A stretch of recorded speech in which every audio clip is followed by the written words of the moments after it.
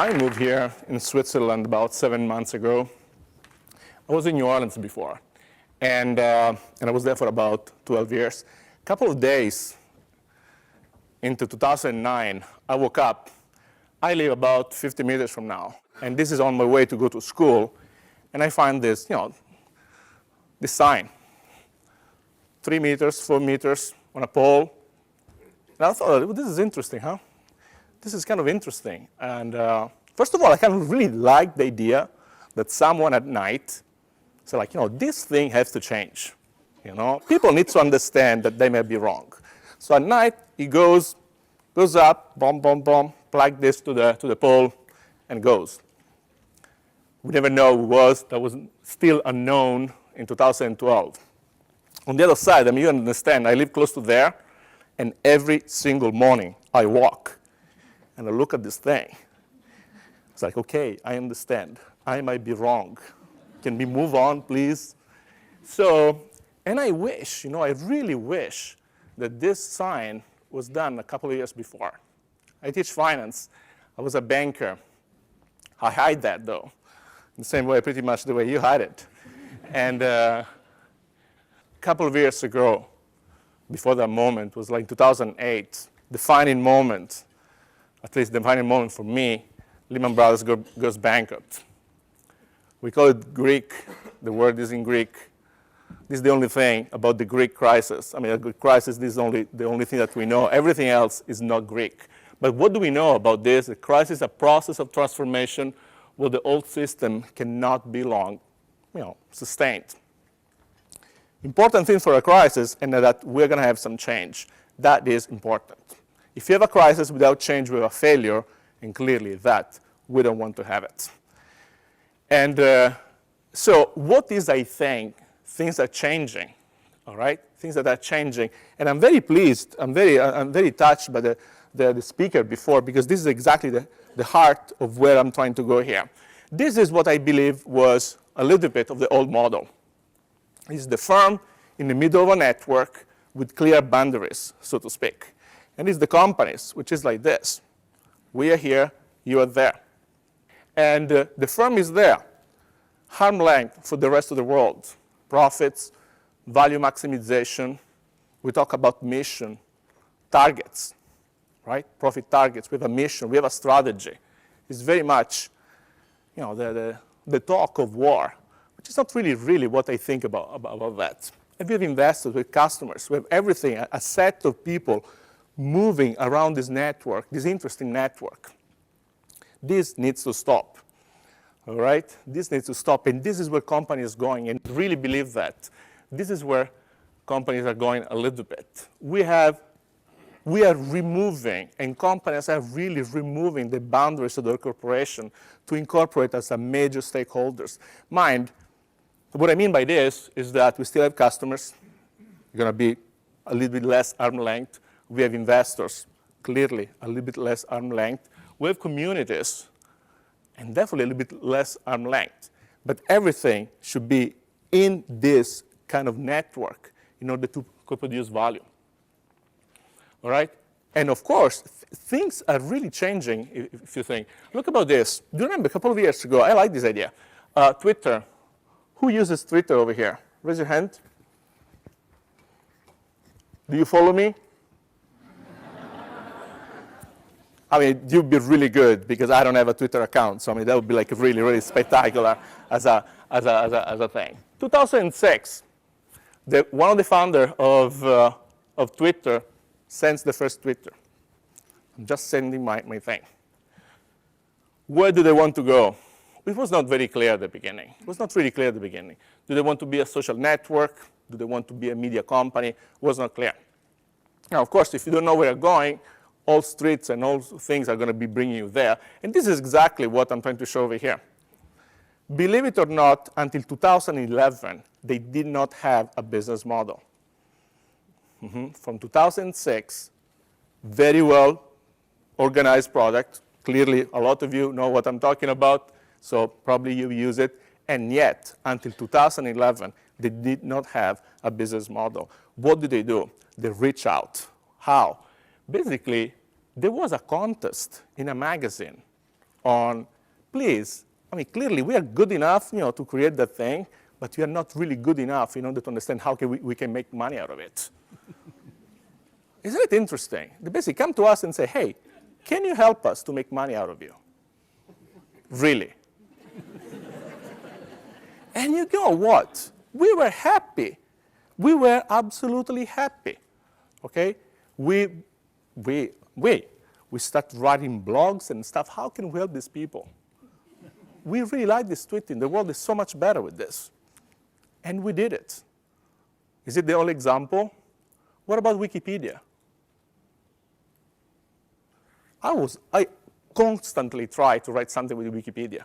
You get rejected right away, but I really try.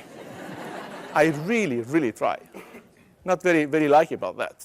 What about Facebook?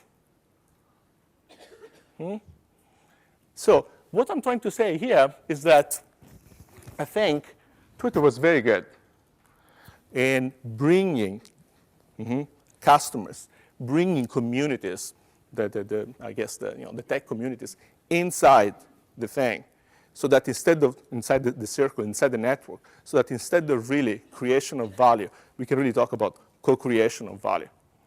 Clearly, for some reason, about 200 million tweets every single day are done in 2011.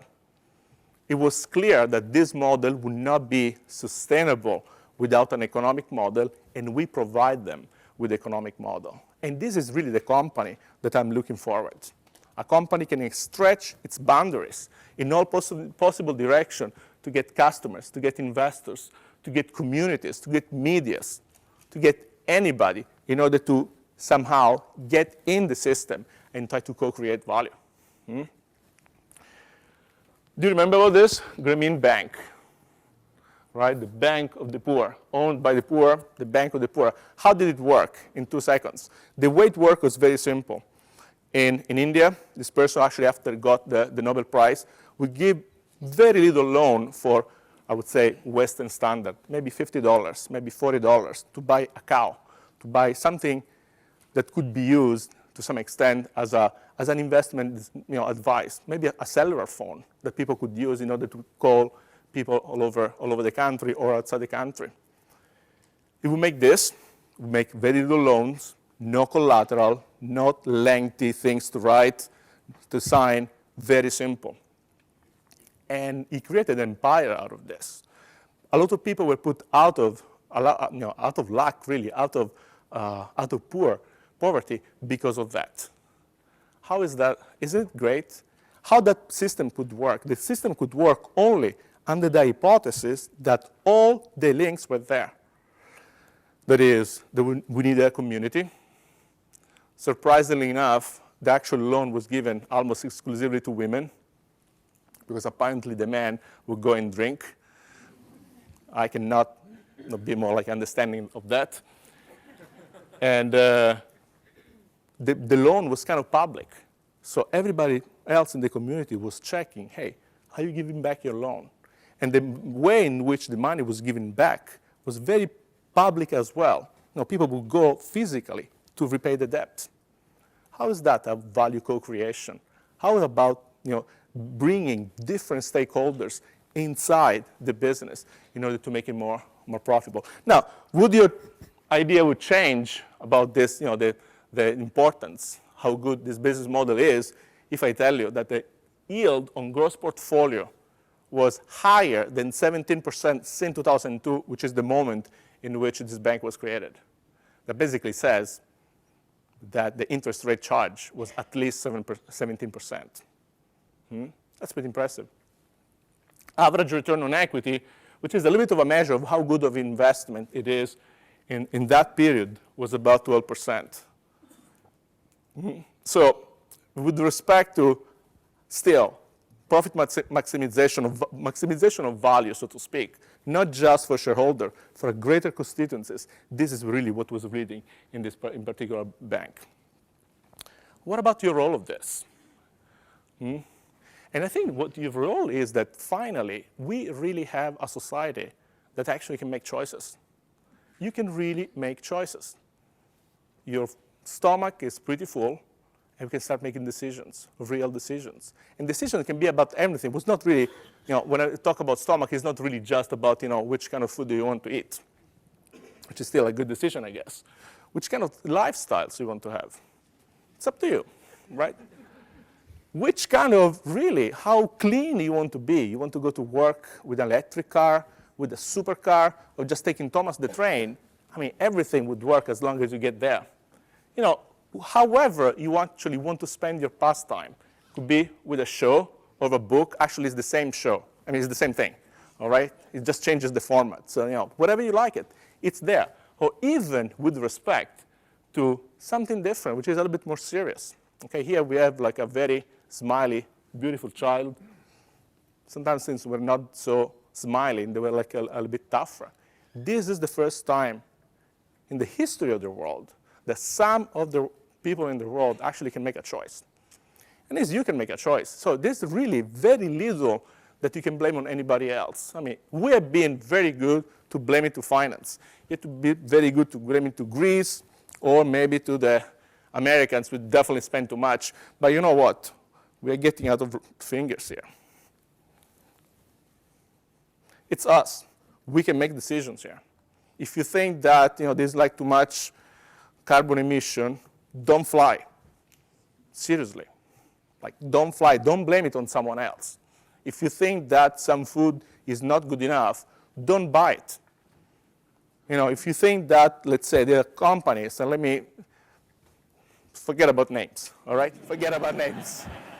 If there are some companies that are not producing some food, just don't buy it, right? As consumers, we have this choice that we didn't have, many years ago. Even if I go to my little store that sell Thai food in Saint-Léger, there are like 3 types of pasta, really, 3 different brands. So if I don't like this one, which is blue, and I like the other one, which is yellow, I just go with the yellow one. I can make a choice. You can make a choice before. And as long as we make choices which are in line with our values, so however you want to refine them, however you want to define them, I think capital is going to follow. I really believe. I was really touched by the presentation before. I was very touched by the carbon thing. I was really touched by the fact that I actually could sell all the stuff in the actual market and making money out of this. This is really what touched me. Okay, a really sustainable business. Very interesting. Congratulations, bravo to that one. So, are we heading in the right direction? I think we are heading in the right direction. This is the kind of entrepreneurship that I really enjoy. On top of this, look at this. This is a picture of me, and they're not just my family. Okay, there are many families over here. What you're saying, no, because, whoa, this is a big family. I do have a big family, but it's not that big, really. Okay? Unfortunately, I'm the one here on the left. All right? I still do not understand what my mother was thinking when she actually bought this thing here. Maybe she thought that I would have been like, I don't know, definitely not. I like the socks, but apparently that was like everybody had the same socks and the same shoes. On the other side, we have my 2 kids, Kiri and Tai. Now, see, these are really beautiful. I mean, this is objectively beautiful. And I'm speechless. How could they make it so beautiful? Now, look how much of increasing in the quality of the race. If the world look a little bit like this, I think we are going to head in the right direction.